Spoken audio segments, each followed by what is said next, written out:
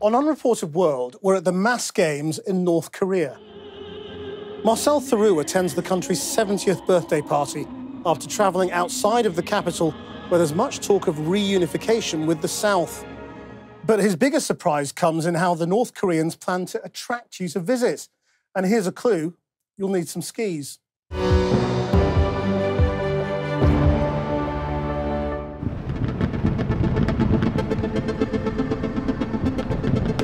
Rockets over North Korea's capital. A year ago, the very idea meant something sinister. Tonight, they're advertising the country's 70th birthday party, and I've got a ticket. I'm on my way to the mass games, the greatest show on earth. More than 100,000 North Koreans take part. They'll be singing their hearts out for the glory of the fatherland.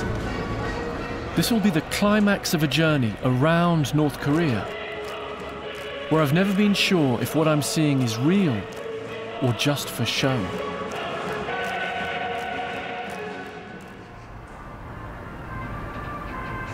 My week-long visit began on a Monday morning in downtown Pyongyang.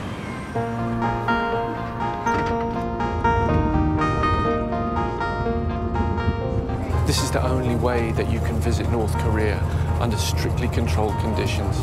I'm marked as a journalist, supervised by a guide at all times and adhering to a strict schedule. Our team of minders decides what we get to visit. I'm not sure where they're taking us or who they're going to let us meet, but the view out of the window is extraordinary.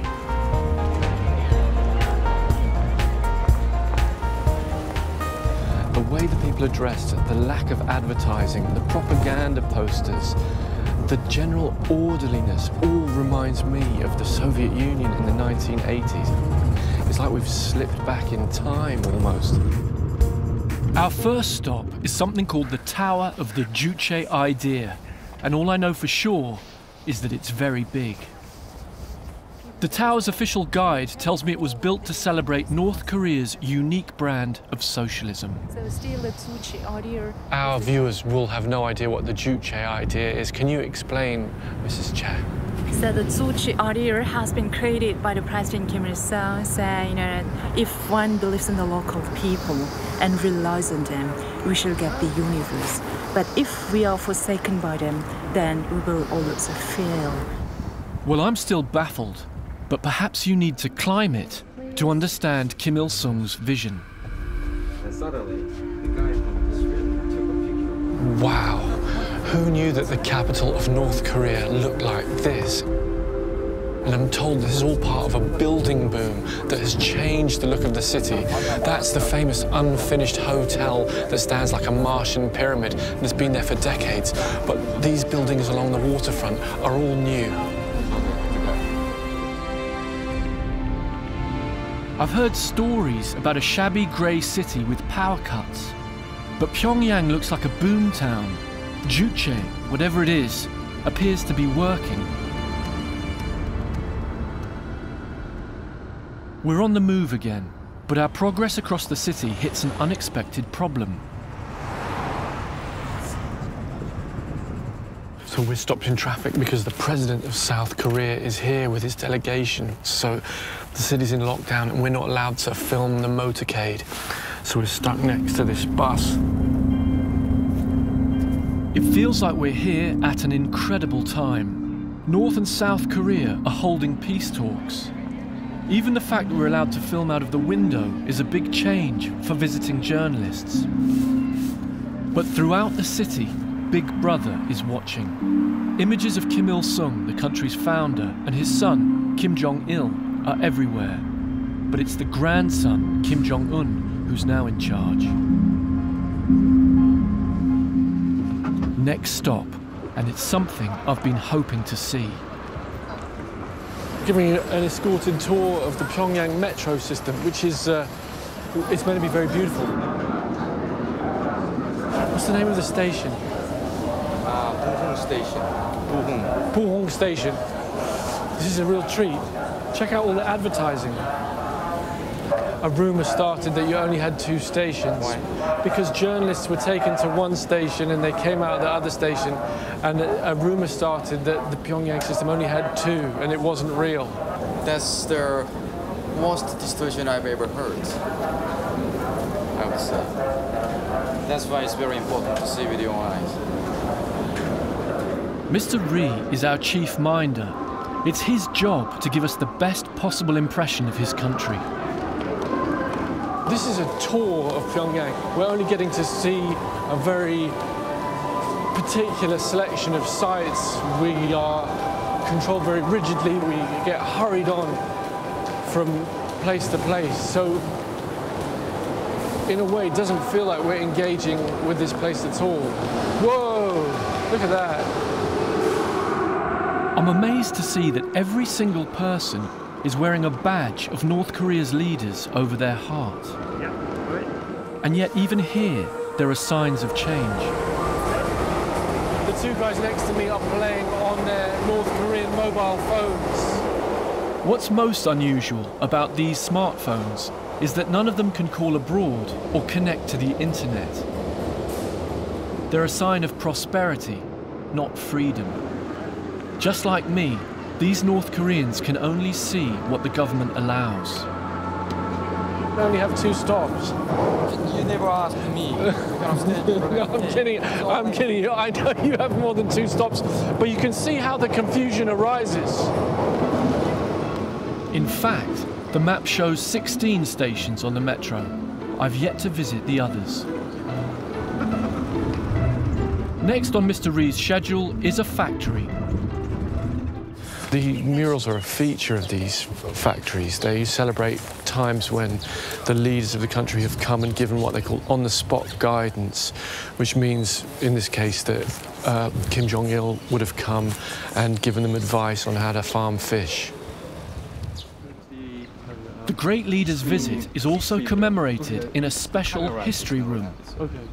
If there's anything to ask questions about the great leader's visit or the history of the factory, probably with me. Okay.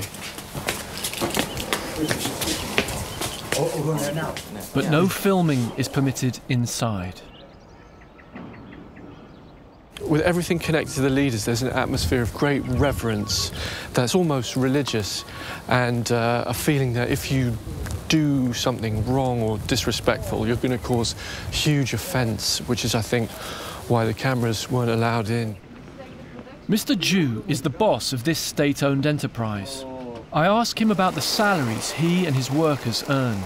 그건 기업 비밀인데 이거 달마다 똑같지 않고. Even the wages are different from person to person. Depends on what kind of skills he has and how much he has contributed. Mr. Ju said something really interesting. He said that the factory's allowed to keep a share of the money it makes and give it to the workers, increase their wages. Now, that may not sound amazing, but given this is North Korea, that's a significant change. And whisper it softly, some people might say it's a step towards capitalism.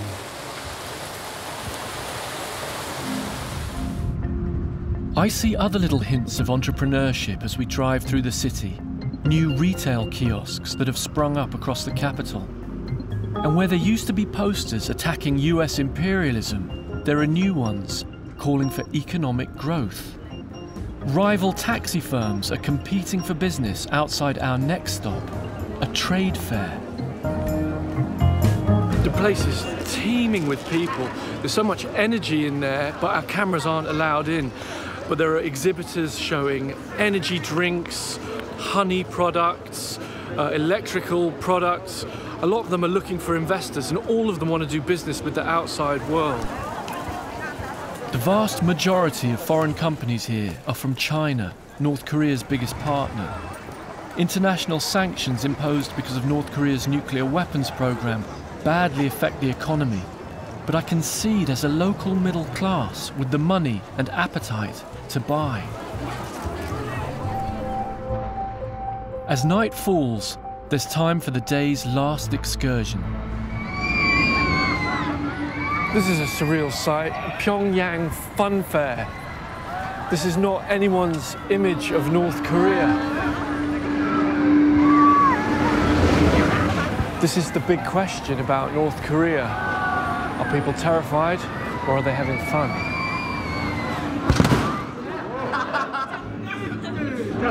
I'd like to chat, but will people want to talk to me? My minder, Mr. Ri, is also my translator. You're the winner. What's your secret? I'm sorry, your friend she won. She beat me easily. They tell me they're at film school. What is the best thing to see in Pyongyang? Why? What's so good about that? They keep glancing at Mr. Ri. What's the second best thing to see?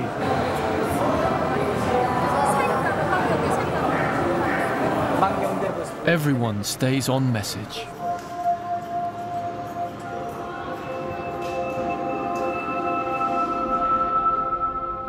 Back at my hotel, I'm taking stock of the day.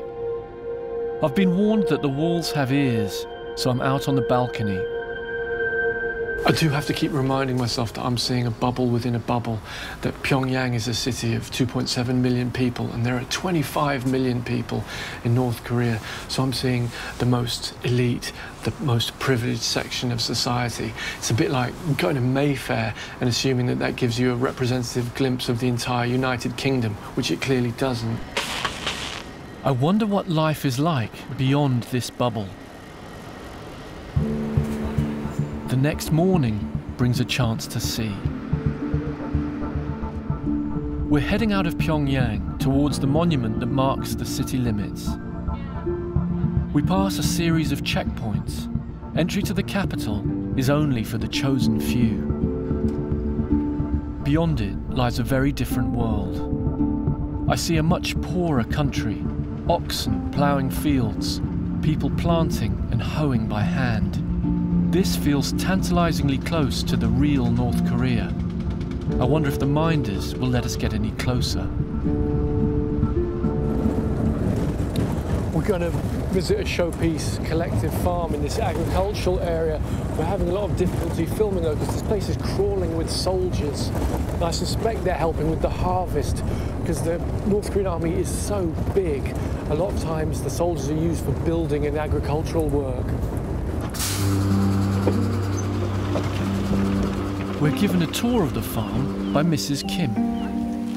우리 수령님께서 1961년 10월 1일에 두 번째로 우리 농장에 오셨을 때 이 감나무를 도와주셨는데 그때 당시 이 감나무가 8년생이었습니다. I doubt this is representative of North Korean agriculture, but it is a chance for me to raise a sensitive subject. I know that in the 1990s, a terrible famine devastated North Korea, killing up to 2 million people. Everyone must know someone who suffered, but will anyone admit it? Could you tell us your recollections about the famine period? 지금은 그때 생각을 좀 잊어먹고 사는데 이따금씩 이렇게 물어볼 때마다 생각이 됩니다. 우리가 이제 이렇게 풀죽을 먹으면서도 앞으로 이제 꼭 잘 살 날이 있을 거라는 그런 신심을 가지고 이 악하게 살아왔습니다. At the worst point of the famine, were people here starving? 좀 배도 고프고 나물밥도 먹으면 이렇게 이쪽으로 갑시다. 빨리 지금. Mrs. Kim clearly doesn't want to dwell on those hard times. But even today, the United Nations says that 40% of North Koreans don't have enough to eat.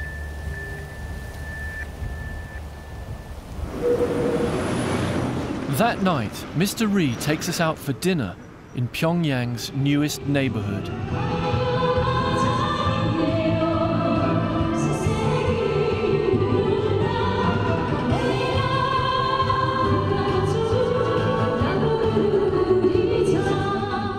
We're a long way from grass porridge here.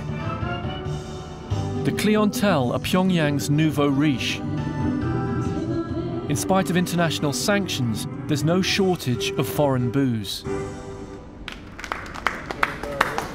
That was brilliant. Is this the real North Korea?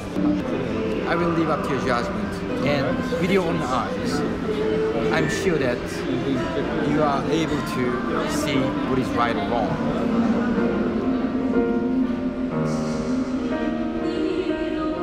Only the propaganda songs remind us we're still in a socialist country. But if the leader is okay with it, it must be Juche.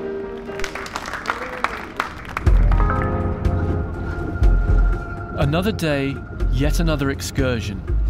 North Korea is trying all sorts of ways to bring in money and keep living standards rising.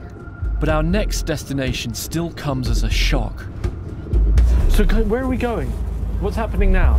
Ski resort, the world-famous Masinyeong ski resort. People don't associate your country with world-class skiing.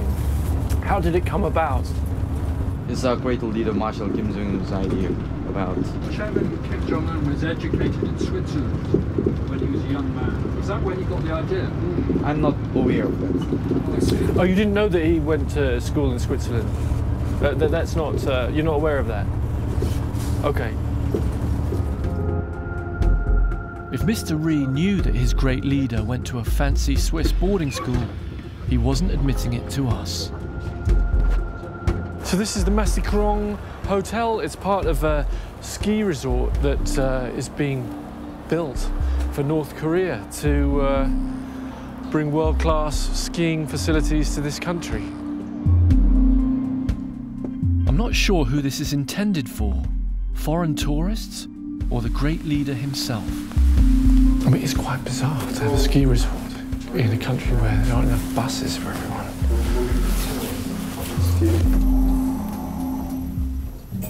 Being in this five-star hotel has given me the opportunity to achieve one of my North Korean ambitions. I've heard that only certain hairstyles are acceptable in North Korea, so I thought I'd see what's on offer.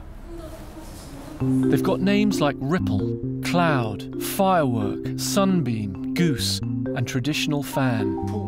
I go for swelling style. So I'm having my hair cut according to one of the 12 most popular styles in Korea. I'm told that hair, the length of mine, is not popular in North Korea, nor is long hair of any kind for men. And so I just want to be more popular. I mean, doesn't everyone? When I say not popular, I mean a North Korean with unconventional hair can expect to be stopped by the police. It clearly doesn't take much to be unconventional here. I actually look like exactly like that guy, although he's younger and better looking than me.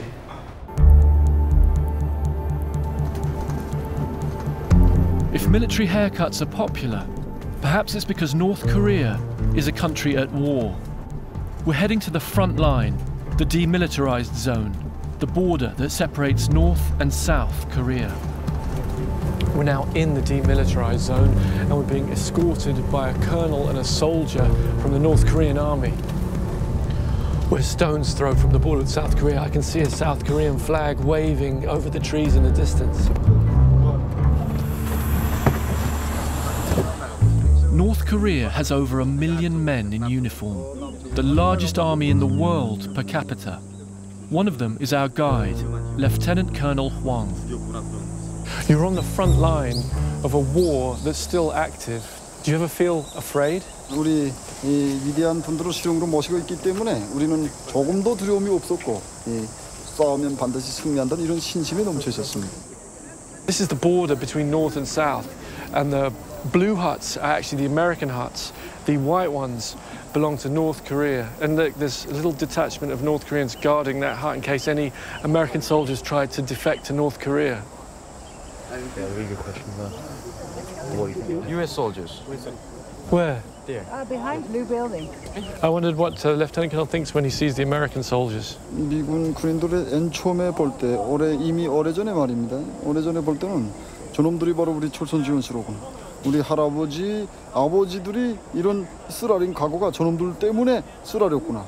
각오가 이렇게 생각됐습니다. Still there's a sense of bitterness and anger. 그건 옳습니다. 그건 누구나 다 당신도 당신네 나라를 분열시킨 이런 장본인으로서 장본인들을 보는 그 죽실에 눈에서 불이 날 것입니다.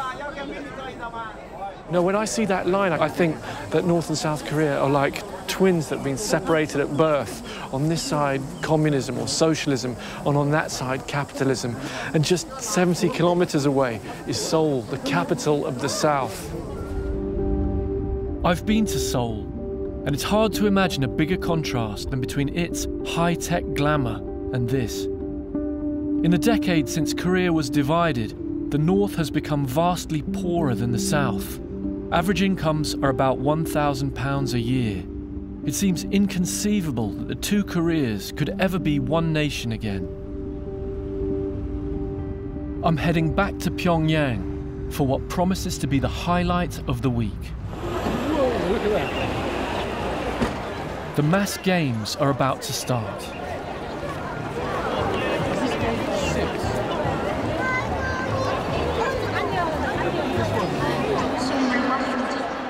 This is the world's biggest stadium. It seats 150,000 people. Imagine the vertigo from the gods. Ordinary North Koreans having a night out with the family, taking pictures of each other on their new phones. This is the face of North Korea that we never get to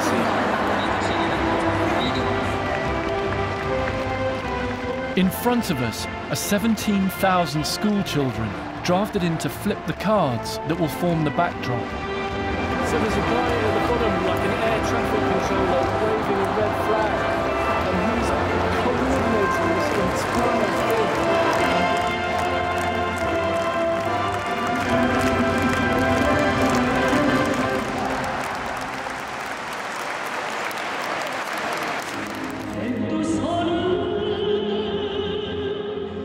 The big theme of the night is reunification.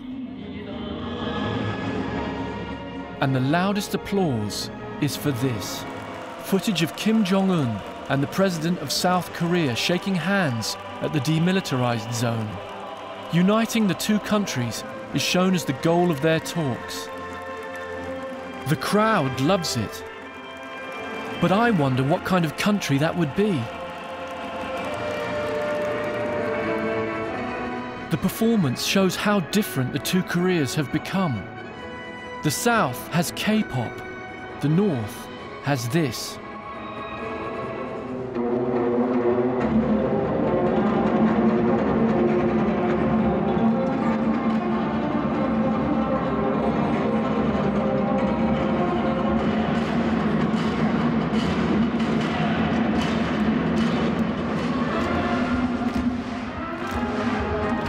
It's a brilliantly choreographed advert for North Korea's brand of socialism. But like all adverts, it's not the truth.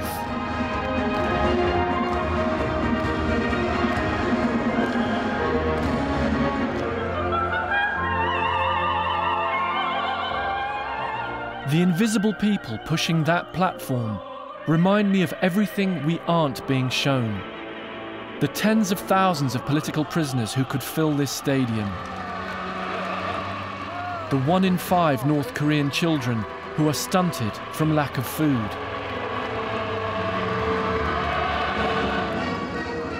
But inside this stadium, everything is perfect. The crowd is high on the spectacle and the promise of reunification. But how on earth you bring two such different countries back together is a question no one here is even allowed to ask.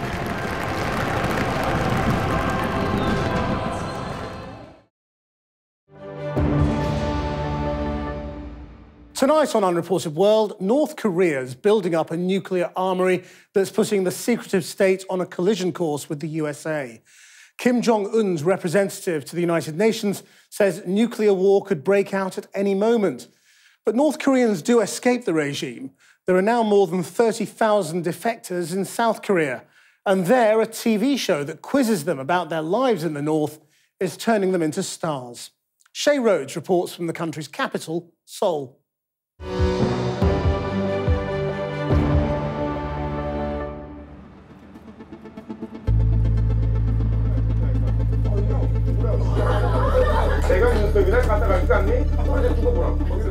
I'm on the set of one of South Korea's hit TV shows. 생생한 북한 이야기 이 오늘의 주제 어떤 건지 궁금한데요. The show lifts the lid on North Korea under Kim Jong-un. Tensions between this country and its northern neighbour have recently reached an all-time high. North Korea have been accused of several missile launches this year, as well as allegedly an assassination. But the way that people here in the south have been finding out about their northern neighbour is through an entertainment show, which is being filmed over there.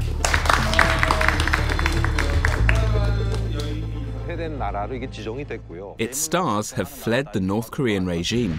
감자, 옥수수, 진짜 염소도 맞췄어요. The show's called Now on My Way to Meet You, and it's featured over 400 North Korean defectors since it first aired in 2011. South Korean celebrities quiz the defectors on life across the border in secretive North Korea. Choi Young-suk, formerly a music teacher in North Korea, tells viewers there's rampant corruption. 저는 북한에서 학생들을 한 600명 정도 가르치고 그중에서도 She explains she took bribes from parents to get their children into a top school. 집에 가전제품은 물론이고 제일 크게 받은 건 집 선물 받았어요. 집을? 네. The show's producers say they use all the tricks of Korean showbiz TV to bring serious stories to their audience. They say their show supports the idea of a reunified North and South Korea. It gets millions of viewers and has made celebrities out of some of the defectors. Seems to be a general theme with this show. North Korean defectors are typically young, almost always attractive, and the vast majority of them are female. But the show producers have told me to keep a particular eye on Eun-hee, who's just on the left of the stage up there. Apparently she's a rising star on this show and off it. Eun-hee? Hi, I'm Shay. Nice to meet you. Okay. I've arranged to meet up with Eun-hee after the show.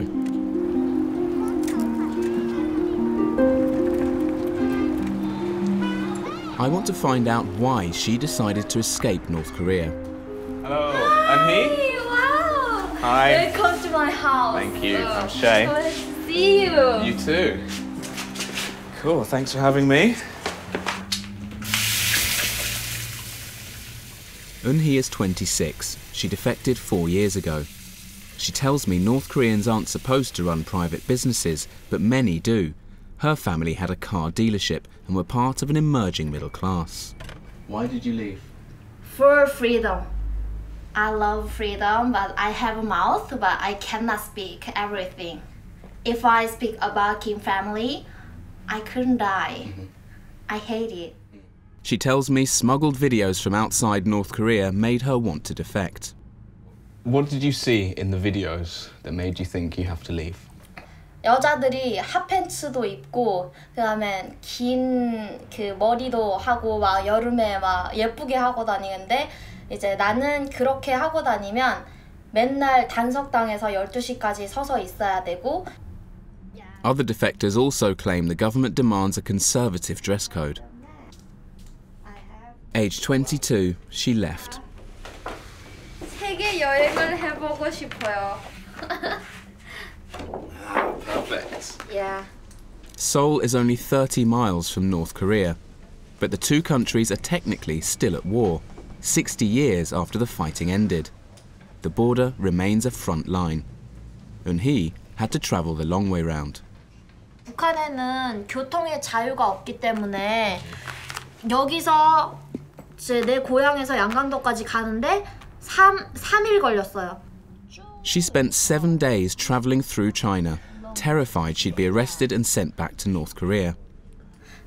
그래서 항상 이렇게 잡혀서 죽을까 봐 두려웠고 그리고 이제 지금 다시 가라고 하면 못 갈 것 같아. After 4 months, a network of people smugglers got her to Thailand, and from there she reached freedom in South Korea. Where is Thailand? Thailand's all the way down here. Wow, so Yeah. far. That's what I mean. Oh my God. The smugglers charge about $7,000. They know the South Korean government gives defectors generous resettlement grants. Eun-hee was such a success on the TV show, they keep asking her back. She now has thousands of fans and chats to them on live stream. 지영 강사님 안녕하세요. 잘 지내고 계신 거죠? Come to here, Shay. Okay. Today, she's announcing she's about to start university. Fees from her TV appearances have helped her afford it.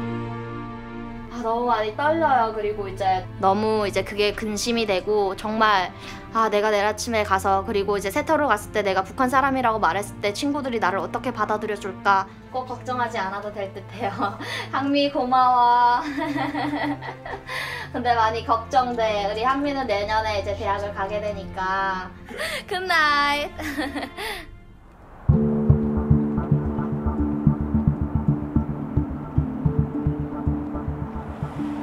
I've come back to the Channel A studios to meet the team of writers and producers who are behind the show, now on my way to meet you. I'm told they're hard at work putting together next week's show.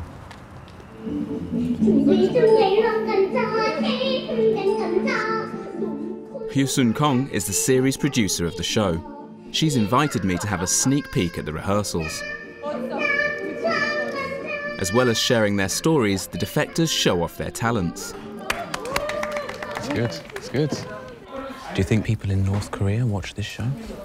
저희 프로그램에 출연하는 가장 최근에 탈북하신 분들을 얘기를 듣자고 하면 그분들이 말씀하시기를 이만갑을 DVR이라든가 영상을 통해서 북한에서도 본다고 하더라고요. 몰래. 한국에 가면 저렇게 저 TV에 나오는 사람들처럼 편하게 얘기를 하고 어떤 공감대를 나눌 수 있는 어떤 그런 곳이 있겠구나라는 어떤 어느 정도의 생각을 한다고 들었습니다. Defector Yoo Hyun-ju used to work in a North Korean propaganda unit. Now she uses the same skills to mock the regime. 사람같이 떨쳐나서자. 연기를 너무 잘해. She's good. She's good. This week's show is on bribery. 북한의 뇌물에 관한 어떤 기본 구조를 우리가 좀 더 시청자들에게 쉽게 설명하기 위한 판넬을 준비한 거예요. 그래서 여기 보시면 군인과 Defectors say government officials are demanding more bribes because they know people are making money from the growing black market economy. It seems like this is a really important show to describe how North Korea has changed. And, you know, it's not necessarily as communist as it used to be in the past. 구조가 무너진 지 오래됐고 장마당. 그러니까 사실은 북한식 자본주의가 많이 지금 그 사회를 지배하고 있기 때문에 이 사람들이 어쨌든지 돈을 벌어야 하는 구조가 돼 있고. 아니 그렇다고 안 내면 안 낸다고 쫄크지. 내면 더 내라고 쫄크지. 예쁜 사람 찾아보자. The production team are selecting the guests for next week's show. 자, 수림 씨 얘기가 섹시해? 수림 씨는 사실 더 인터뷰를 하기로 했거든요. 자, 그럼 픽스하지 말고. They're competing for ratings with other Defector TV shows, so they're always searching for the most sensational stories. So the thing that really strikes me is that when you speak to some of these people, they have very serious stories. Some of them very sad stories. But you guys are doing entertainment. How do you match the kind of serious, quite dark stories that they tell with entertainment? 가끔 이렇게 예능 프로 엔터테인먼트적인 요소가 있는 프로그램은 맞는데 저희가 그거를 뭐 한 달 기준으로 아니면 녹화를 하는 2회분 기준으로 이렇게 한 번씩 회차를 조율해서 맞추는 거죠. Hundreds of defectors apply to be on the show. The team's watching an audition tape of a new guest they're considering, Soo-young Lee. Apparently, corrupt officials tore her family apart. 가슴 아픈 이야기도 많고 이만갑에 나와서 그거 이야기해 드리려고 나왔습니다. 감사합니다. Soo-young Lee is a name she's taken to help protect her family who still live in North Korea.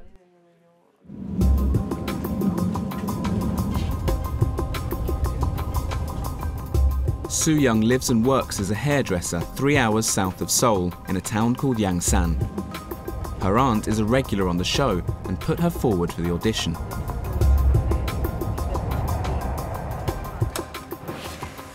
Oh, Soo Young? Hi. She arrived in 2015.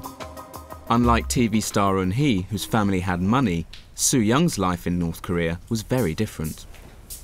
She's still adapting to her new life here.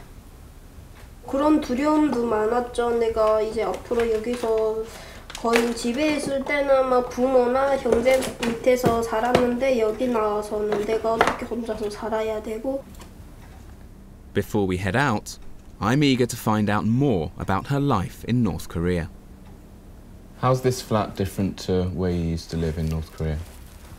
북한에서는 그 아파트에서 막 이게 불도 뗄 수 있고 아파트에서 막 물이 제대로 나오는 거 아니고 물 다 길어서 다니는 것 같아. 그래서 나는 북한의 아파트는 땅집보다도 나는 너무 싫어했어요. 근데 여기 와보니까 아파트가 너무 막 화장실도 집에 있고. Soo Young escaped thanks to her uncle, who'd already defected to South Korea. He paid for smugglers to contact her and take her to freedom. She remembers the famine of the mid-90s. Some experts estimate up to 1 million people died. 그 고난의 행군 딱 들어가면서 엄청 고생도 하고 너무 진짜 하루에 밥 한 끼도 아니고 그냥 죽 한 끼 먹으면 잘 먹은 것 같아요. Then things got even worse. She says corrupt soldiers had her father thrown into prison and her family was sent to live in the mountains. How did you and your mum survive? 이런 걸 해서 저희는 뭐 학교도 다 포기하고 거의 먹고 사는데 막 산에 가서 막 풀 캐서 먹기도 하고. How did all those experiences change the way you felt about the country and the government there? 그런 거 있어요. 막 그냥 돈 없는 사람이랑 돈 있는 사람이랑 법도 좀 좀 공정했으면 좋겠어요. 지금은 거의 돈으로 다 해결한다고 해도 나는 법만 좀 공정했으면 좋겠어요. 저는 아무 생각 없이 그냥 빨리 여기서 나는 빨리 가야 되겠다 라는 걸로 해서 그냥 탈북한 것 같아요.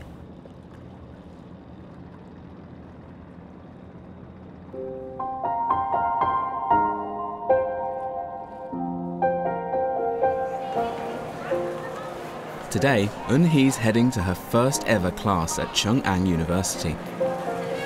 Eun-hee? Hello. Good morning. How are you? Yeah. Okay, yeah. You nervous? Yeah, I'm nervous a lot. I bet. Yeah, first time. She's going to study business. In North Korea, all transport is supposed to be government-run, but Eun-hee worked on a black market bus service. 북한에서는 모든 여자들이 장사를 해서 자전거를 사용을 해야 돼요. 남자들은 매일매일 직장에 가서 일하기 때문에 이제 여자들이 가정을 벌어먹여 살리는 편이라서. Yeah, you have to get off. This one? Yeah. Over 70% of defectors are women. Eun-hee says this is because working in the black market gives them contacts with foreign traders. I'm so nervous for you now. Good luck. Yeah, I will do it. I'm sure you will. All right, let's start. One. Good afternoon. My name is Jan Vincent Galas, and this is Debate in Business. Debate. What's the first thing that comes into your head? Just it is English class, so. All right, it's an English class. Yeah, so first thing, I cannot understand English everything, so I'm worried. Don't worry. Everyone's worried.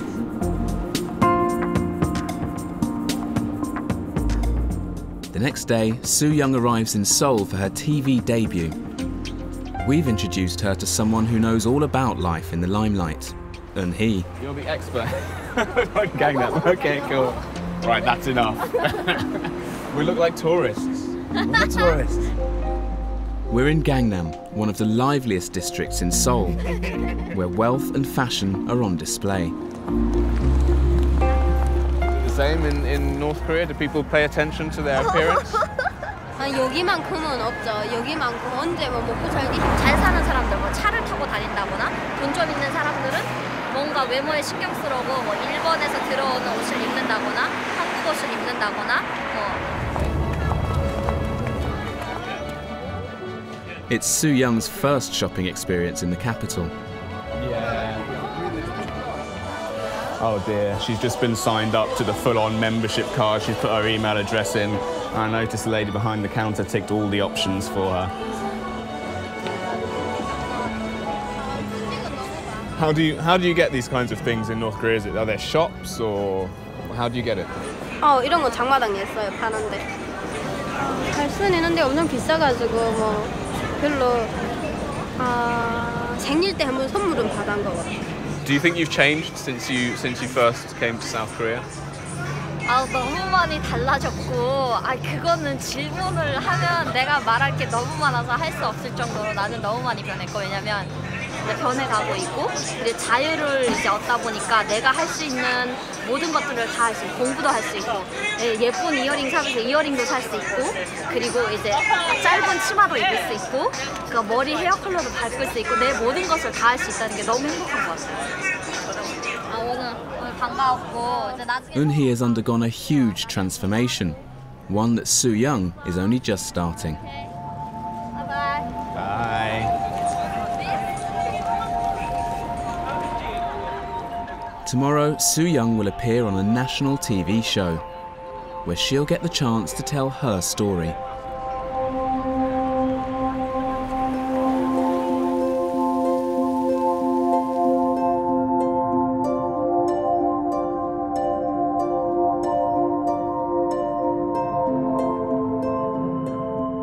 It's 5:30 in the morning and I've just turned up to the studios where they film Now on My Way to Meet You. It's been a stressful week getting all the contributors together, but everyone should be turning up in the next half hour. And it's going to be a long day filming.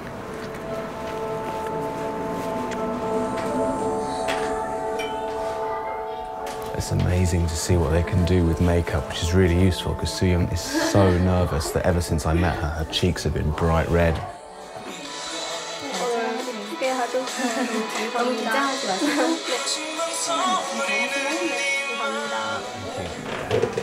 Share over here. Over breakfast, Soo Young meets the other defectors who are going to be on the show. Give me an example. What did you think about the South when you were still living in the North? 남한에 가면 뭐 중국이나 뭐 남한에 가면 막 손발 다 잘라서 너네를 이런 감옥에다가 엮고 막 여기는 인간들이 사는 데 아니다 그런 이야기 했어요. 근데 저희는 막 가만 이런 CDR 같은 거 봤어요. 집에서 그러면 나 또 저런 나라 가서 살아봤으면 그런 생각도 많이 했어요. 근데 Another defector, Jo-soo Lim, tells me she's happy to be out of North Korea, but sometimes she still misses home. 이게 진주 뭐 엄청 뭐 좋은 음식이 있어도 아프면 제일 먼저 생각나는 게 고향 음식이 있더라고요. 그러니까 북한 음식.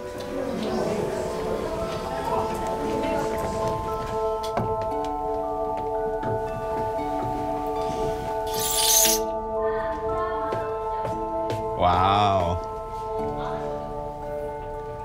Do you like it? Yeah? Is that the kind of thing you'd normally wear? 그냥 편한 바지랑 티 같은 거 입고.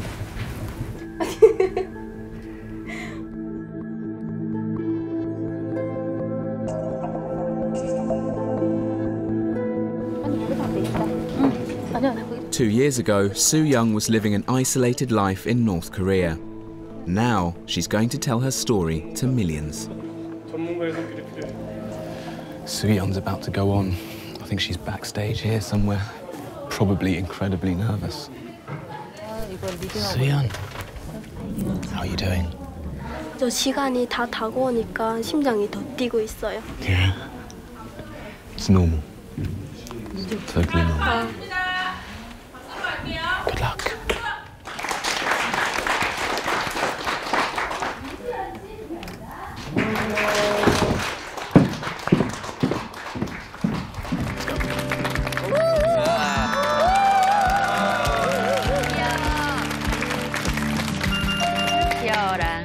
안녕하세요. 저는 양강도 해산시에서 온 이수연입니다.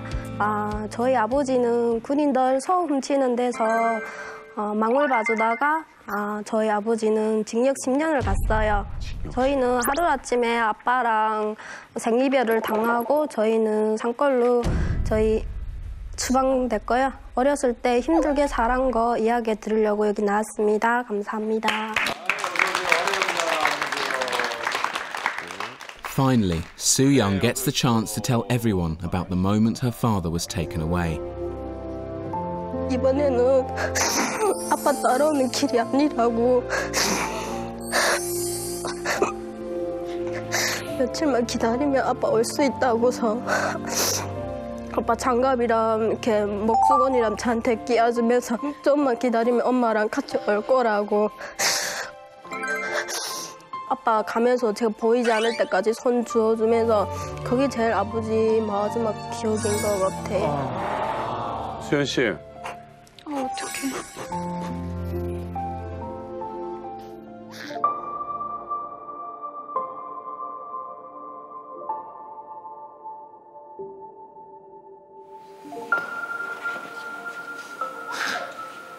이명선 대표님, 저 북한에서는 수용소에서 돌아가시면 Soo Young's story has moved both North and South Koreans in the studio. 그러니까 원래는 이제 It's moments like this that bring in the ratings.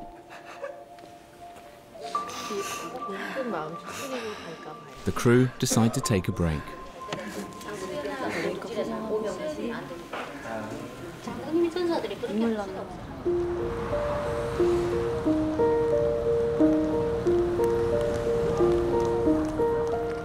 I joined Soo Young after the show.